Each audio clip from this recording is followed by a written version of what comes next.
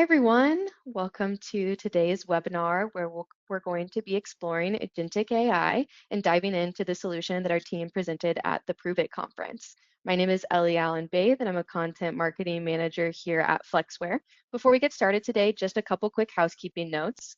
First, if you have any questions throughout the presentation, feel free to drop those in the questions tab of your toolbar and we'll answer those after we wrap up the presentation portion of today's webinar.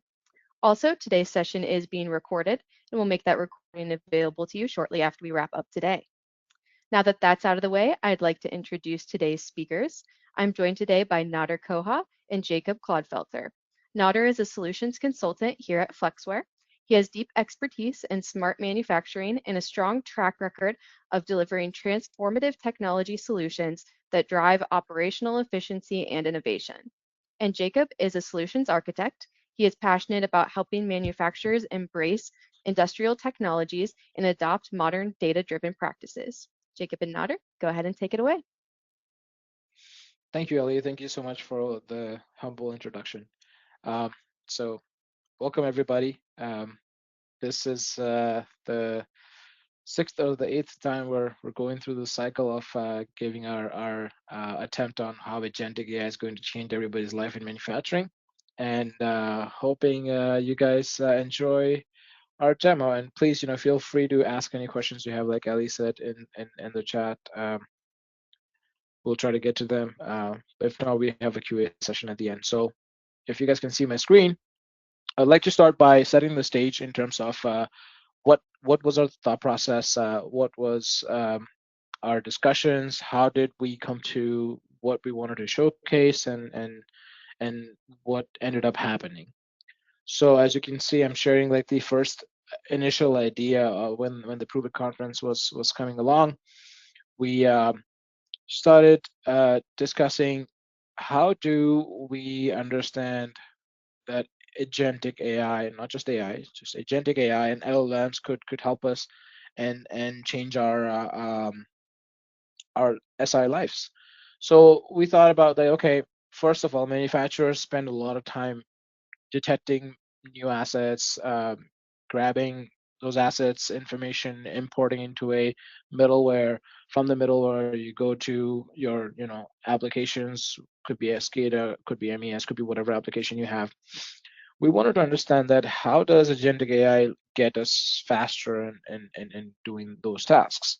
So the idea was to have a zero-touch onboarding type of demo, which will be helping us have a configuration where an asset comes online. That's the first block. There's some kind of a auto protocol decoder. In our case, I proved it. That was the MQTT broker. We would fire agents at it, see what it could detect, how it can detect assets, and then with the context we had, and then build a knowledge graph on the fly to capture those relationships that have been detected, and then have that relationships be leveraged to do your integration with your platforms. The other thing that we wanted to showcase in the demo was discovering agents. Do any kind of self-deployment, but like, what does that entail? Like, okay, I'm deploying this machine. I found a time series based a data point added. Maybe we can do machine learning on it, or maybe I can have an alarm set on it, or maybe I know that this is an OEE calculation and it should not be zero. Like, things like that. So we wanted to see if agentically we could leverage all of these features and see how we can get there. And then the last but not the least, which was conversational manufacturing. Once you have all this idea, asset is onboarded, you have all the information you could fetch out of it, then how do you go deep dive into it? So I'm pretty sure most of you who are here have seen some kind of a chatbot about your machines or about your assets. So with that, we took a step back and we were like, we're not going to go straight into, firing 600 agents and understand what can we do. It's every exploration project was like, let's take baby steps, right? So the first baby step we took was, okay, let's just go explore, because vibe coding these days is really, really awesome. And you could, enter a prompt, go away for supper or for breakfast or whatever, come back and something is there. That is cool. but how does that scale, and how does that actually do meaningful work for you in your manufacturing environment? Um, Not even just that, but like let's say a full day session, an 8 hour vibe coding session. Yes, you could make a really cool app within 8 hours using agentic AI. But how do you then go from there to then leveraging its skill? So Jacob and I, we've invested about 250 hours or a little more than that in exploring what is the pushing limits of agentic AI and how could we tackle this asset auto onboarding problem. So you guys are now seeing my screen, but our first part of the demo, which just this was the exploratory part of it, where we're like, let's just see what the broker has, and how can we create on the fly a knowledge graph, and then you know with the data coming in, with the knowledge graph, with the relationships captured, what quick insights could it give us? So like a hierarchy view, right? So right now everything's empty because I'm going to fire agents in real time as I add the data source, and in real time it'll look at the messages, look at what's coming in. Is that message coming from an asset? Is that message coming from a different process area? Where is it coming from? And then it'll make sense out of it, and then we'll see what happens. So I'm going to go add the data source. I'm strategic broker. That is what we had for prove it. And um, you would notice that we didn't stop at a single enterprise. We did not want to corner ourselves into one single enterprise or a particular industry, because to a certain extent, every single manufacturing facility has an asset. Every single manufacturing facility has KPIs, and so that translates to a common level at all enterprises. So we were like, let's just subscribe to everything. We don't want to limit ourselves to solving of a problem for one industry asset onboarding. We just want to see how we can onboard all the assets. So I'm going to hit connect, and it's connected. What you'll start seeing is you'll see messages coming in, received, filtered. Now, those filtered messages are messages coming from non-asset based data points. And live feed only shows that, okay, I detected Enterprise C, a filler. I got a weight from Enterprise C, and you're seeing a live feed of real-time assets getting generated, and I've already detected within the first 4 seconds 28 assets. Okay, cool. Well, this is just a static list right now, and it's dynamically getting more and more larger. But now I'm going to see my relationships getting captured. So I'm having our knowledge graph capture these relationship, and I'm going to zoom in a little bit, click on the data point, and it's firing those links, right? You can see that, which means that it's related to those nodes. And how is it related to those nodes is basically what we're capturing in the knowledge graph. And like I said, how do you get yourself from here to get some insights? The SCADA view is real time built for you. So just this part up until here, like in the past, it would take a controls guy to give you the tags. Those tags come up. Then you go to Ignition SCADA screen or whatever SCADA system you have, a Viva or whatever, and then you import them, and then you have to set these up. And we were able to do that on the fly because of agentic AI, right?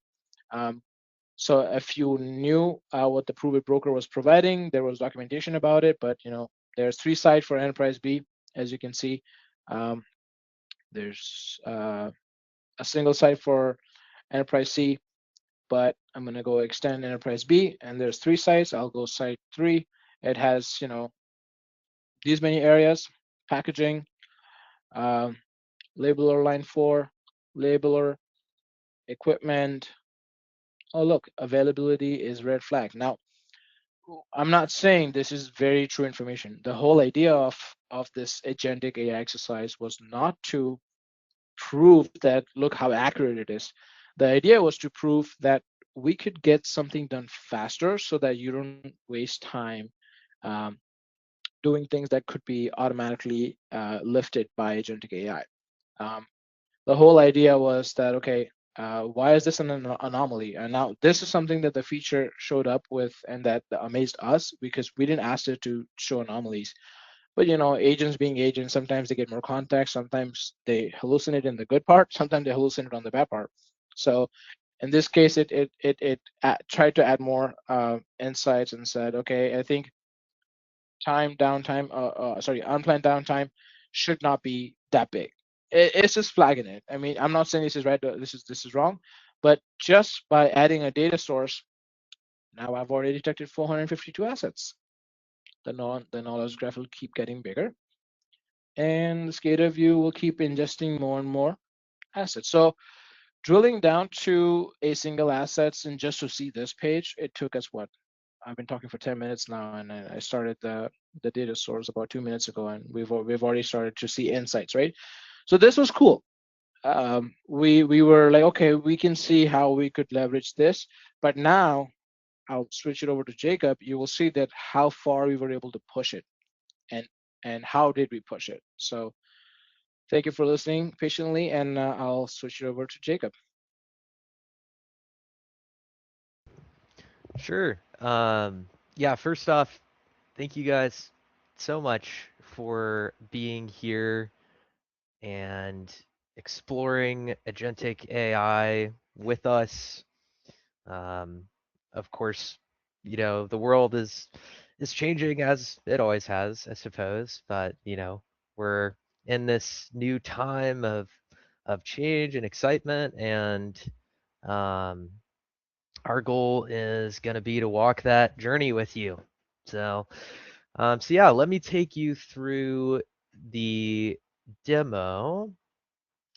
So I'll give a little bit of backstory to the demo, in addition to what Nader um, excellently described. Thank you, Nader, for introing all of that.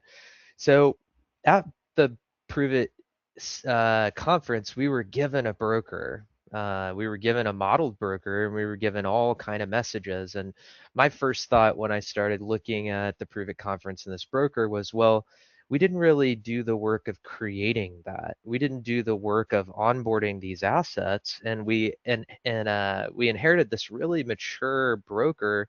But as anyone who's an SI, or especially as a OEM or a manufacturer who's been working with this or experimenting, the work is in building the UNS. That's the hard part, the modeling the UNS, onboarding new assets, etc. So that was the task I challenged myself to solve with Agentic. So, and largely we've solved a lot of that. So what I'm going to do here is take you through an onboarding process. So at the conference, we had a PLC with real running ladder logic on it.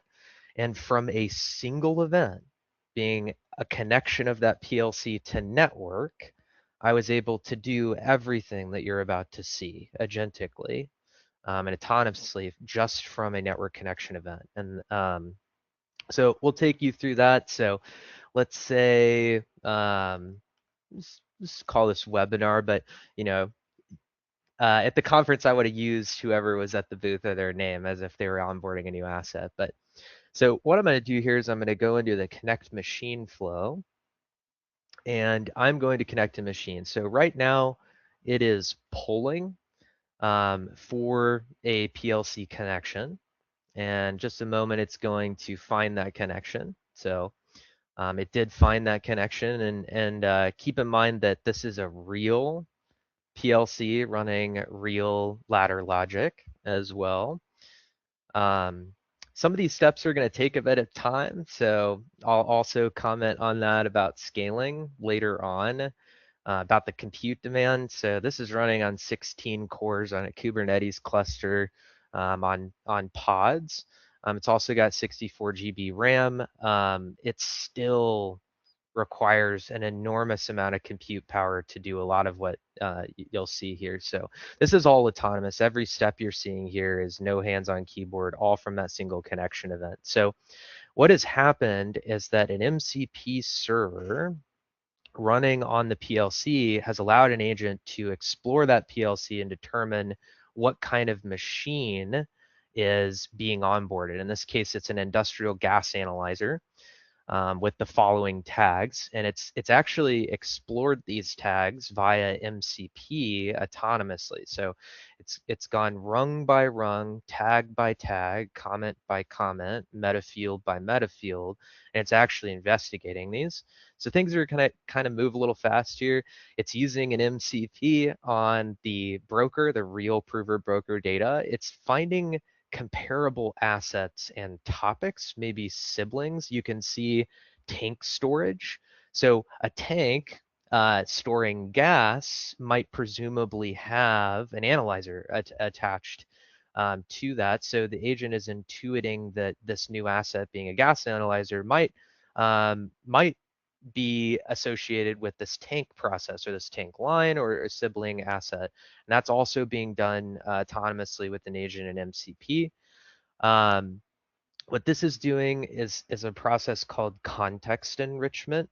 So it's reading all of the rungs of ladder, reading all of those comments in the PLC, and storing all of that information as semantic context. And we're just staging that data right now.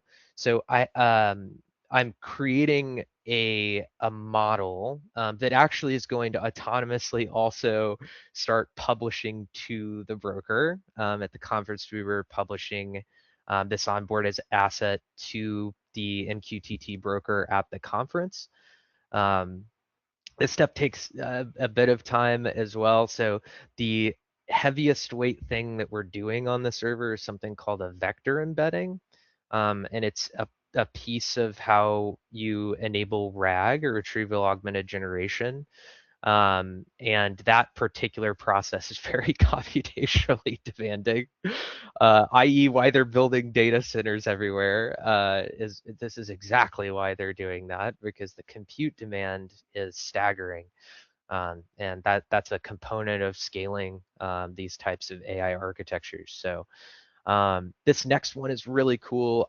I was so excited to get this working. So we were mandated to comply to the SESME spec, which is a new modeling spec. I was able to get an agent to hit the GitHub of SESME, understand the spec, and apply the spec on this asset autonomously.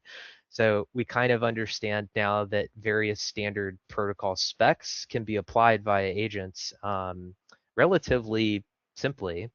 Is what I came away with. So that process, that's pretty exciting. That SESME would have a standard we want to unify in a protocol standard. Well, agents can help us with that. So um, it's very exciting to get to that point. So this is gonna start saving that machine, which also takes a bit of time. But this is an already onboarded machine that's gone through a couple steps. It's collected data for a period of time, um, and this so all of everything on this page is also autonomously generated. So I won't talk.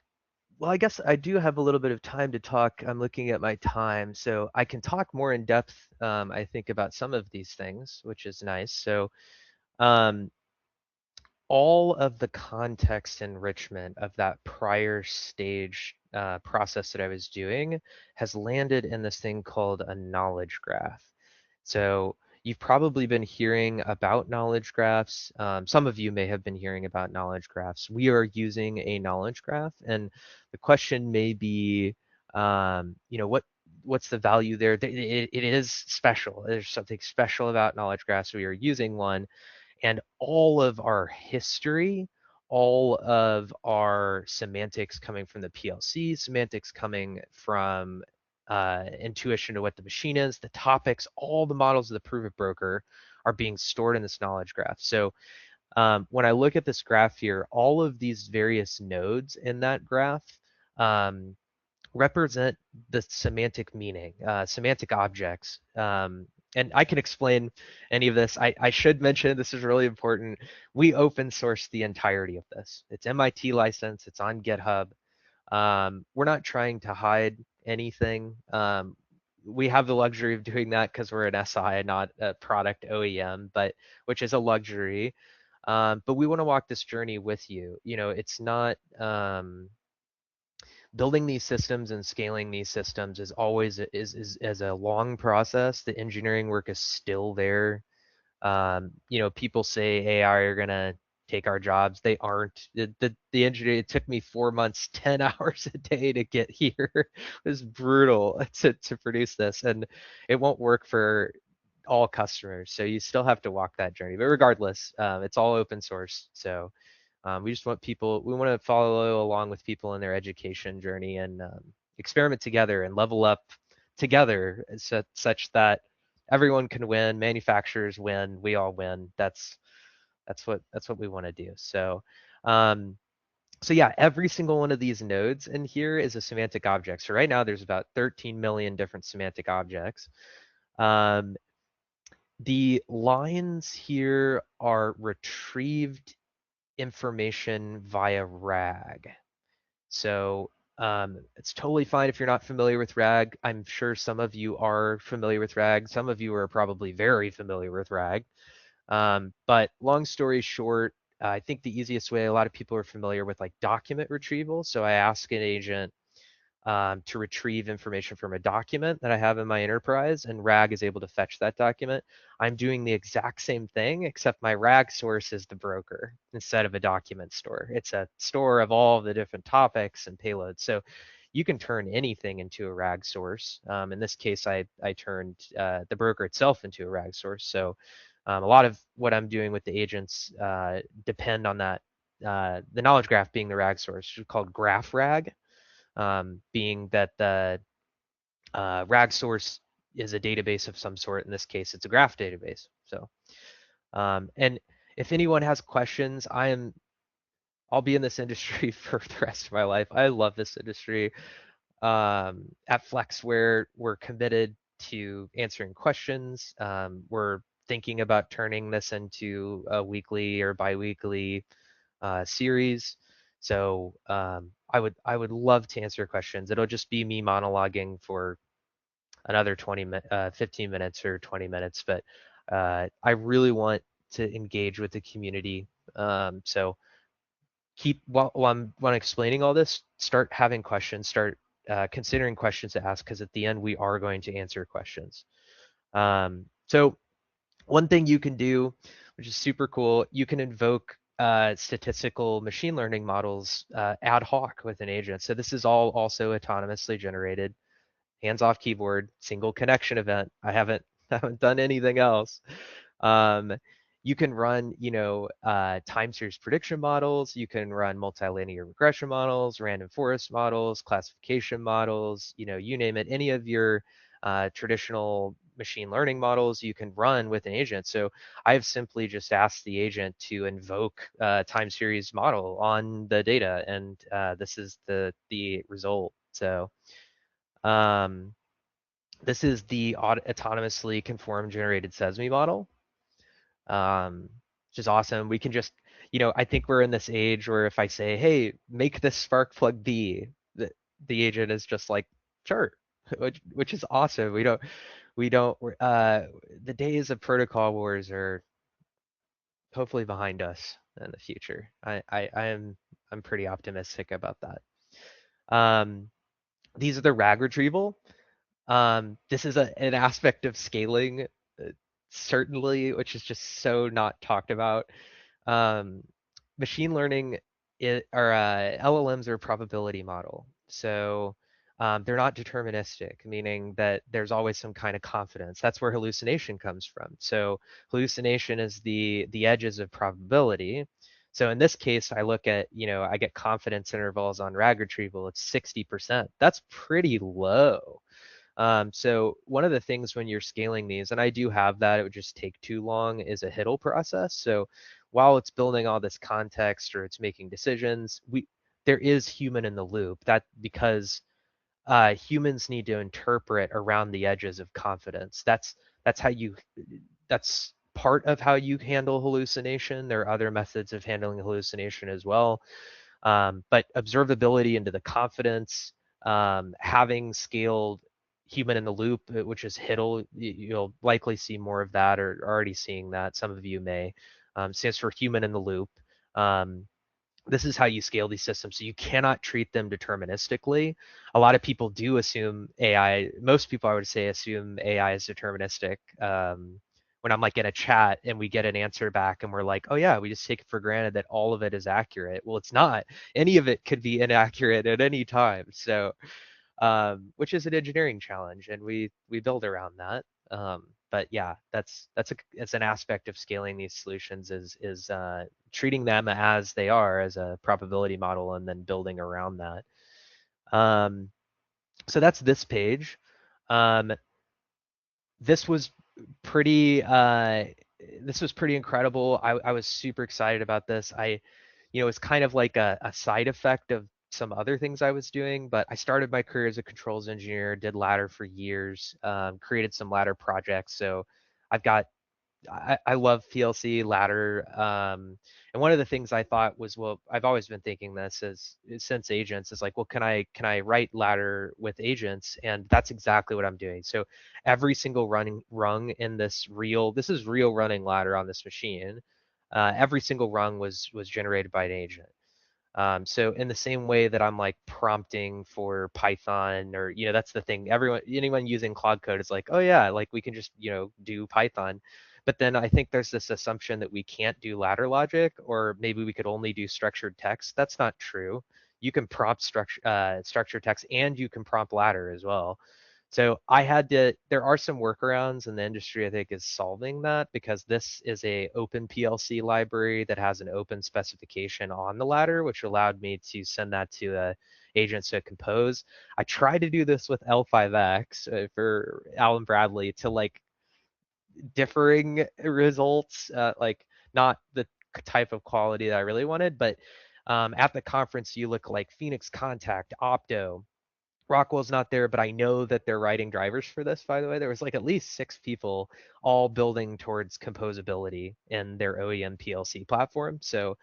Um, so yeah, Agentic controls engineers should expect to use agents, I would say, or that at the very least that hardware OEMs will support that, to build MCPs around their technologies. So that was pretty cool that um, I was able to do that, sort of prove to myself that may be what the future looks like, but it's not perfect right now. But um, okay, so this is one of the things I was able to do as well. So at the conference, a lot of people were showcasing view generation, which I thought was super interesting. So Siemens had a really sophisticated view generation. So what that means is like promptable views. So if I were to ask, the question is like, ask an agent to build this view, how accurate could it be to do that? It's very challenging to get accuracy with that, especially reproducibility, and it's definitely not solved, I would say. Um, but this is our attempt at view gen. So um, this is our SparkMes product. So I was able to, from that enriched model from the connected machine, I was able to write an MCP for ignition and construct a UDT autonomously with an agent that then feeds this view. So it's not full view generation. I'm not saying, change the look and feel of this. This product was built over years, tons of development.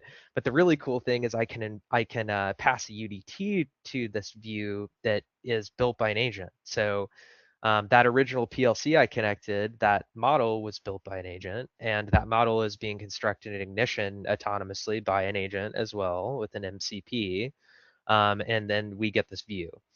Um, so that's maybe how ViewGen works. Siemens had a really interesting ViewGen where it was like full ViewGen. They were like, build, show a graph, make it next to this label, make the label this font, or in a similar way we prompt web UIs as well. But there are similar challenges with web UI prompting as well, because I'm sure you've noticed this. When I look at this, anyone or people using Claude can look at this and say, "Oh yeah, that was written by Claude code," because Claude does these things where it loves purple. It's just like little artifacts, and if I wanted to prompt the style back out to some custom thing, it's really hard. So prompting web UI design is not, I would say, is not trivial. Um, so yeah, there's all kind of new engineering challenges now. It's not like any of this is solved either. In fact, AI, like most things in engineering, when they change, they produce more questions than they produce answers. So that's where we're at. It's just all new questions again, which is fun, in my opinion, as an engineer. One thing, and this is just awesome. It's so exciting. You'll see people building chatbots. Building chatbots is so easy. I think I built this in like a day, probably like 5 hours, where you just say, you ask a coding agent, you say, build a chatbot on this rag source. And for 2 hours probably it's done, and it's in and it's here. So um I guess I caution, maybe it's not my place to say this, but I just want to say I caution people that would buy products for the sake that they expose a chatbot. That's, I wouldn't be paying for that. It's so easy. I hope people know that. Maybe they don't know that, but chatbots aren't not like, they're not novel, by the way. Anyways, so yeah, we have chat, so I could ask like, what is this machine currently reporting? And of course, I'm just engaging with this. And one thing about the simplicity of implementing this is also what's so cool about it. Um, this is so powerful. So in a day, for super cheap, I could do this. Obviously, well, okay, I say in a day, connect, collect, store, analyze, visualize, report, solve, or whatever Walker says, right? To get here, I need connectivity on my PLCs. I need a unified namespace. I need hosting of a knowledge graph source. Like, there are a lot of pillars to get here. So I kind of made the mistake of trivializing that, all of those other things, which is good. This demo is supposed to show where you get to, right? Um, but Flexware also does all those other fundamentals. So we have an automation department, we have a SCADA department, an MES department. We're deploying UNS at scale into many different companies, at huge scale. And we those are the fundamentals. Those are the pillars you build on to get here. Once you get here, building a chatbot is easy. And then the question becomes, how do I get this in the hands of a citizen developer? So that would be the first thing I would be thinking about, is if I give this to the guy, I want to give this chat not to me. I want to give this chat to the guy who works on the robot that is installed, and understand, he's gotten the 3 a.m. call, that it broke. He understands the bearing needs grease, or it's been replaced 3 different times, and every time it moves a certain amount, it breaks the bearing, and he has to call some guy. You want that guy in this chatbot. Give the chatbot to that guy, because he knows the questions to ask to fix his own problems. I don't know the questions to ask, about that robot. So it becomes pretty empowering. Like, people are like, AI is going to replace my job. Your job is to be a domain expert. Uh, AI does not know about that robot. It doesn't know about the manufacturing process. It doesn't understand the, um, it is not an expert like people are in their own domains. And what's awesome is your domain expertise makes you very powerful through AI. So if I'm that robot guy and I'm just given AI, I'm even more employable, because it's like, oh, we need to keep this guy who knows about this robot, who knows the questions to ask. If we let him go, how are we going to find a domain expert? I would have to hire a new person in, and he would have to sit there at 4 a.m., get the 4 a.m. call, install it, know the bearing failures, all of that.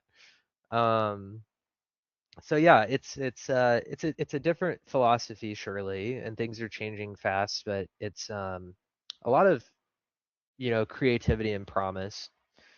Um, with a lot of these systems. And I do have time, which is awesome. I think I'm maybe Ellie, we leave like 20 minutes for questions, but would That that be works for me. okay? Yeah, that's Okay. awesome. So the last thing I'll touch on is actually like the development environment. So this is my development environment. Uh, when I go to work, I open this and other tools I need, but mainly this is my workhorse. It's Claude Code I'm using. Um, and they're all kind of frameworks. So um, like anything else, the more you spend doing time doing something, the more of an expert you become. So it's like the Dunning-Kruger effect, they call it. There's a graph where your confidence increases very rapidly with low number of hours that you know everything about something. And then when you get a number of hours, your confidence plummets to where you think you don't understand anything, which I think is where I'm at. And it takes like 10,000 hours, they say, to get good at something, to be able to claim you're an expert. So AI is like that. So when I'm using these tools, it just goes and goes and goes. So there's, you learn about context management, you learn about memory management, you learn about skills, hooks, subagents, agent teams, A2A frameworks, like how to productionize this. You learn about LangChain, LangGraph, like Hugging Face if you're doing the actual model deployment or training side of things. And there's all kind of different like philosophies. There are it's really an engineering space. It's an engineering discipline. And what's wonderful is there's tons of people trying to experiment and solve around those engineering challenges. And largely that content is freely available on YouTube. It's freely available in a prompt window where I'm asking, how does this work?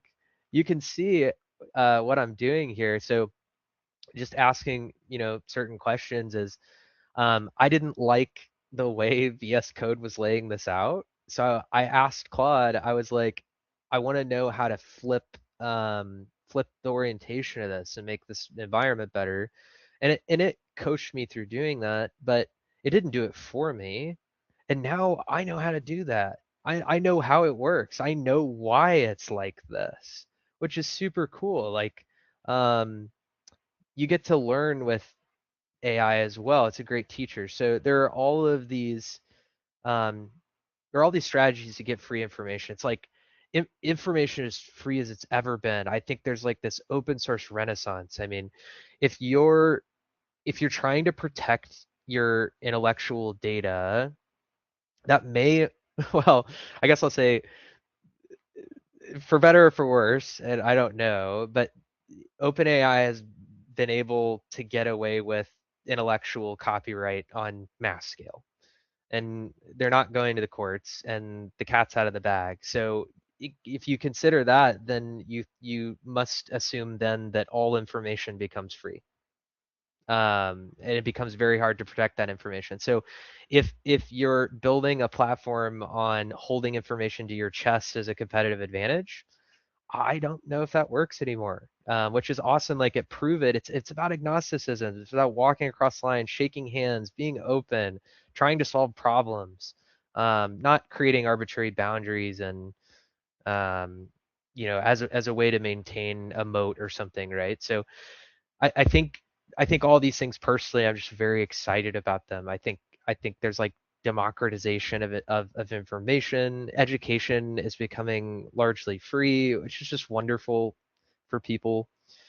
Um, and that's what we're here for. So we're walking this journey, and um, anyone saying that they know how to scale this is likely lying to you. Maybe there are some people.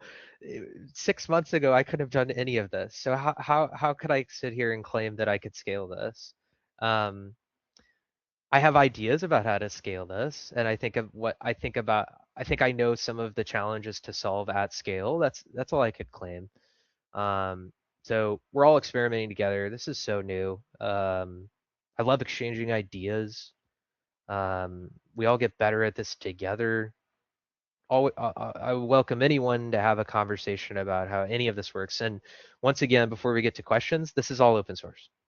We open source the whole thing. So, so yeah, we can go to questions. Hopefully we get questions. I think I'm done. Awesome. Yeah, we got a ton of questions. So excited to Good. start getting through these. Hoping we'll be able to get through everything, but if we're not able to and we don't answer your question, we'll make sure somebody follows up with you. So don't worry, we'll get everybody's questions answered, even if it may not be live, but hopefully we'll make our way through everything. So starting off here, what is the NCP server that talks to PLCs? Mm, that's such a good question. Okay, so you get two options when you're looking at an MCP. So one is that there's a community MCP, or you have access to like a proprietary MCP that's already been written. There's a third option, and it's the one I used, is you write the MCP yourself. Well, you don't write the MCP, you ask an agent to write the MCP. So that's what I did. So I used OpenPLC, and because it's an open protocol, I can have an agent explore the entirety of the code base. And then I ask, okay, well, now that you understand the code base, and maybe I ask questions, try to understand it too. Because I need to be HITL. I need to make sure it's not hallucinating around the edges when it's building an MCP server. But that's what I did. I said, build an MCP on an OpenPLC spec. And then once I had that MCP, I asked the agent, okay, now try to create ladder through the MCP. And it didn't work. It was very challenging. And then I had to go back and look at the MCP and be like, what's happening? You're hallucinating, or that's the whole process. It took me 4 months. So there's your answer. I Awesome. asked an agent to write it. Next one here, can you share what PLC manufacturer you are using for the gas analyzer demo here? And are there Yeah. manufacturers that are known to work well or not work well with this? Ah, such a good question. Um, I'm using an open PLC spec, so it's a soft PLC. I think it's a C plus library. It runs the ladder. It's open source.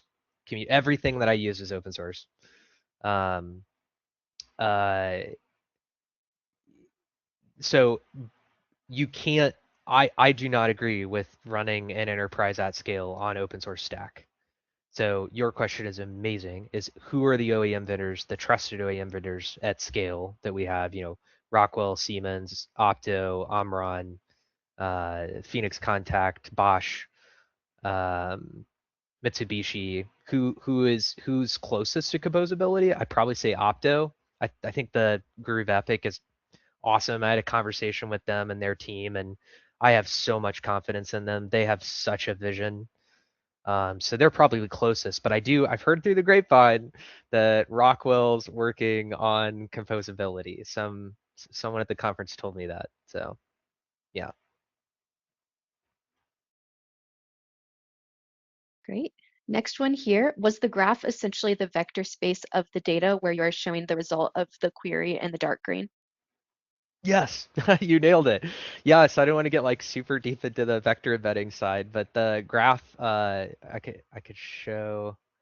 Um, it's a There's graph store. Oh, there's so there we there's go. so much to showcase that sometimes we forget to show I the whole know. thing. I know. There's a lot done. It's hard to Hmm. demo in a period of time. But Yep. Yep. yeah, all those dots are vector embeddings. So that's exactly what's happening. It's taking all the semantics, putting it all through a vector embedding pipe.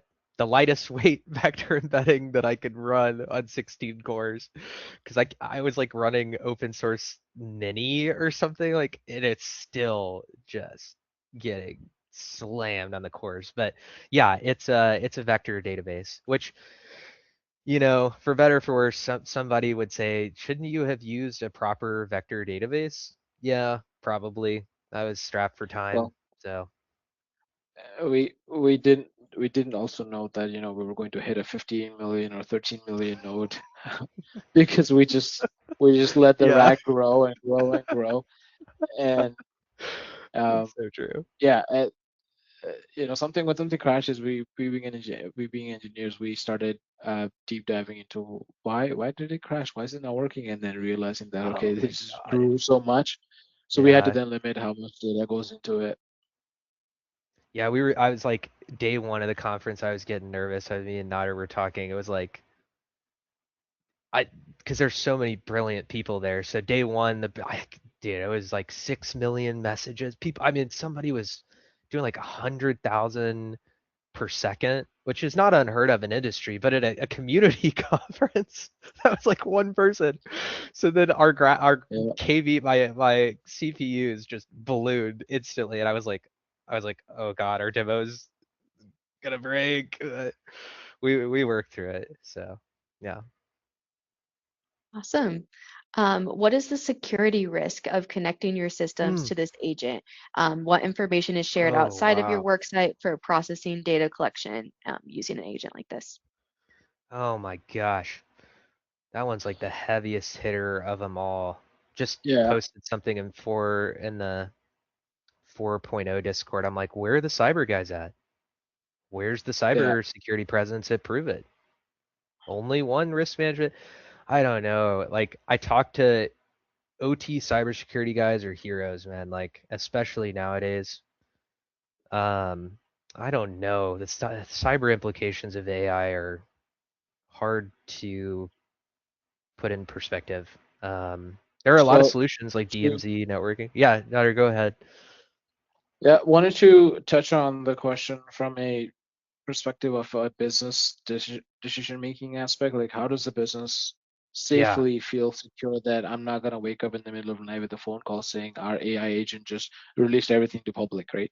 Um, yeah, so to address a little bit of the capabilities towards how this could be achieved, and we did it because we wanted to show the development opportunities and the prove uh, well, if there's a word called provability, that's what I'm going to use.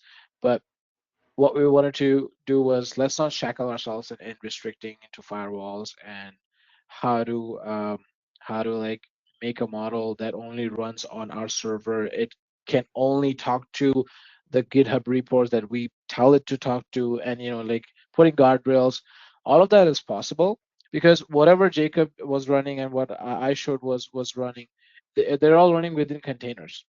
So you have the complete power to make sure that the containers only have access to certain internet connections or no internet at all, and only have access to a second container that has 15 files of your business, right? So um, LLMs, a lot of these providers now, Anthropic, could be OpenAI, could be Microsoft Copilot Studio, whatever you may have, uh, you are able to download a offline model, and it natively supports API call-based communication, or they could have their own MCP way of talking to it. But point is that you are able to offload the model, whatever that size is, 16 GB, 24 GB, whatever that is. You come up with the requirement of that model sizing, and then give it enough room of computational power into a server.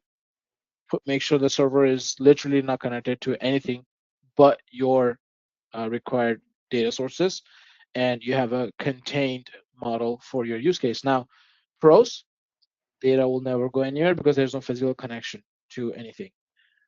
Cons, you have to provide all the context for the system because now you can't just say to the agent like, hey, go to the internet and find out what this is if you're not able to understand what the is, because these are like coworkers for you.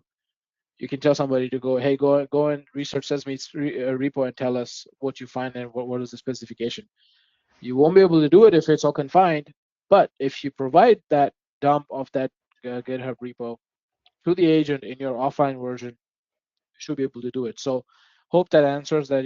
We did it in an open environment because we wanted to push the limits of development, and what's the timeline, and what's the possibilities with how much does the agent natively knows, no training whatsoever in terms of like, here's a specific document for this.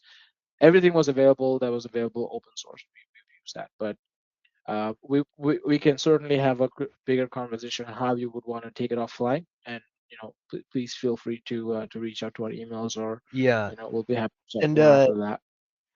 I think about cyber a whole bunch. So maybe to comment on some of the fundamentals, all the fundamentals remain. So VLANing, DMZ, rely on your IT staff and personnel. IT or cybersecurity has been largely an IT based competency, and I would say rely on those teams.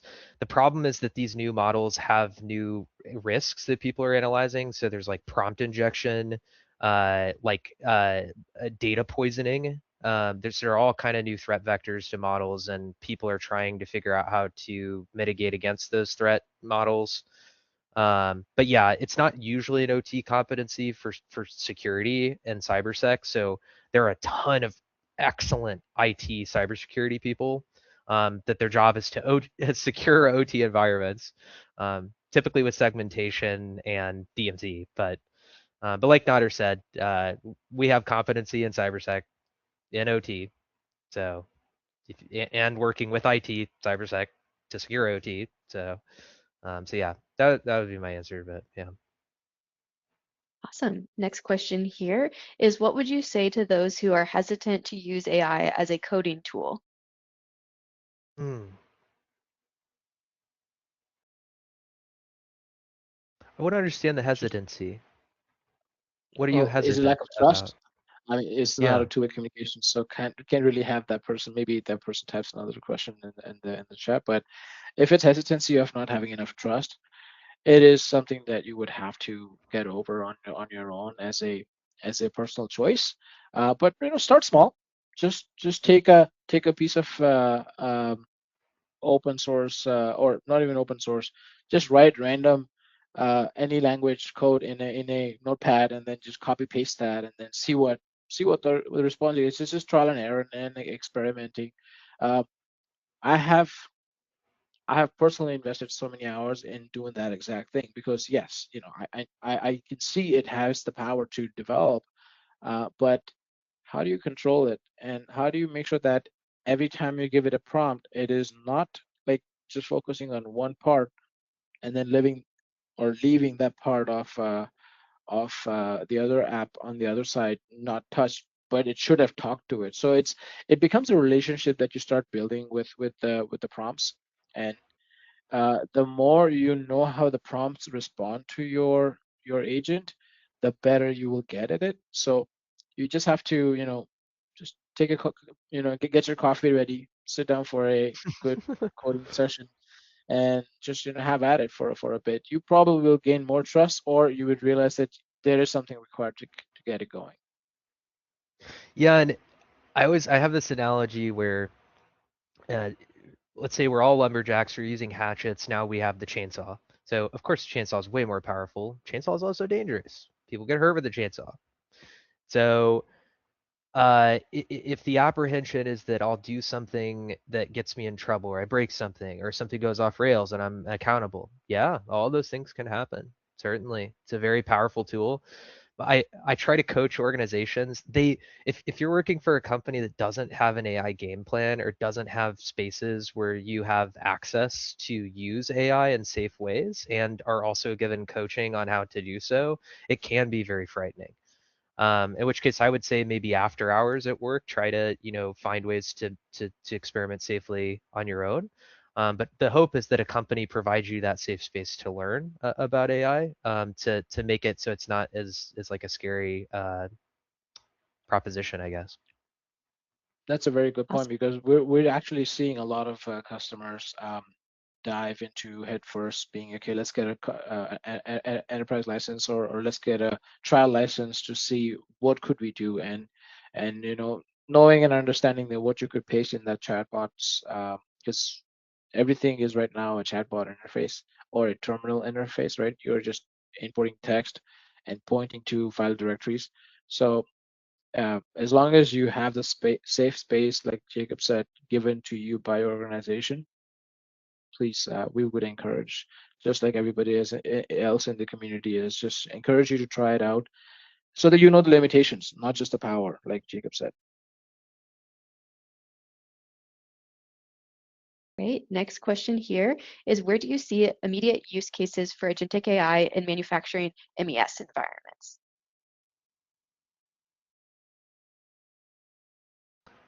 Chatbot. Get all your MES data into a RAG source. Ask an agent to build a chatbot 2 hours. Give that chatbot to every employee on your manufacturing line. Yep. Instant And ROI. I mean, like immediate ROI. we're already talking to a few of our customers about this whole prove it demo of how to auto onboard an asset, and you know, not just if there's an already existing asset that is onboarded, if I need to make a change to that asset, how quickly can I go and change that asset's configuration inside an MES or inside um, a backend system. So no, gone are the days where you got to go log into 4 different spots and then change 5 settings. You would just send an agent saying, go change setting A, B, C, D, and all these 4 spots, and let me know when you're done. And you could send a second agent and say, go check if that first agent did his job or not. So there's quite a few ways to have a productive session with the agent inside a manufacturing environment. But in real time, what we're trying to do is help manufacturing companies leverage AI to auto onboard assets, and that's already happening with a few customers of ours. And like Jacob said, um, a business needs to answer questions. If something goes down, what happened in the last shift? What happened in the last week? Or a manager's waking up in the morning, driving to work, opens up Siri and goes, "Hey Siri, tell me what happened." Oh, sorry, my Siri started. Tell me what happened in the last shift. And if Siri is integrated with your MCP and with your system, it will go back and say, yeah, I saw 15 things happen in the last shift. Here's the most common downtime code that happened or reasoning that happened. So all of that is already very easily doable because what Jacob said is just a RAG source. You just got to find your RAG source. If the problem area in your business is MES, then find that way to make that as your RAG source, like its data source as your RAG source, and then sky's the limit. Awesome. Next question here. What do you feel like the largest hurdle will be to mitigating technical debt when building out projects without refactoring? Or have you found efficient ways to refactor code agentically? Yeah, I mean, Jacob, go ahead. Oh man, we're like right in the. I was like had a conversation internally. The conversation was iFix to ignition, and the conversion. I won't give a specific number, but it was a lot of money and a lot of hours to do iFix to ignition. And my first question was like, there's no way with AI that it's gonna cost this much now, because we had built it on our all experience because we've done tons of conversions, but we did them manually without AI. So, um, tons of opportunity. I'm not sure anybody knows. Yeah, like how much AI is gonna save, how much money it's gonna save, how much time it's gonna save, what it can do to address tech debt. The possibility is Yeah, there, the promise is there, but not sure. yeah, and from a software development lifecycle standpoint, let's say you had a custom .NET C# based application, because that's what manufacturing has most of the times. It was only Windows servers that could accept .NET, UIs. Um, Switching those into a object-oriented web-based Python or React or whatever your choice of web server is, um, as long as you're happy to show the agent your source code, I don't see that taking a week or maybe even less than a week. Yes, it won't be perfect, like I said earlier in the beginning. It won't be 100% 100% done. It'll take you 60 80% right there, right away. And then when you go back and the human in the loop, right, the hiddle, um, you will have to do a little bit of tweaks and changes. But again, when you go back and do the tweaks and changes, you got to make sure you know how to prompt it, because you go and say, oh, this is a bug, go fix that bug. Well, if it starts focusing on just that bug and breaks 15 other things, that's a scary part. So uh, that's exactly why we invested so much time in understanding, okay, yes, development is cool, how fast can we go, how much should we pull back, and what is our journey look like. So thank you for the question. That was a very interesting question. Awesome. Well, that's all we have time for today. I think we answered most of your questions, but if we didn't get to you, we'll make sure that somebody follows up. But again, thank you, Jacob and Nader, for being here, and thanks everybody for joining us today. I hope you learned a little bit more about Agentic AI and now feel more confident applying it to your own operations. If you're looking for more guidance on building out your digital transformation strategy or for using Agentic AI within your operations, feel free to reach out to us. You can reach out to me directly at ellie.allenbathe@flexware.com or respond to that email. I'll be sending you with the recording link, and we can make sure our experts get in contact with you to help answer any questions you have and help you build out an effective strategy. And then one last note, we do have another webinar coming up on March 31st, and that will be on how to do more with less and really maximize your assets with automation. If you're interested in that, head over to flexwareinnovation.com/events. You can sign up.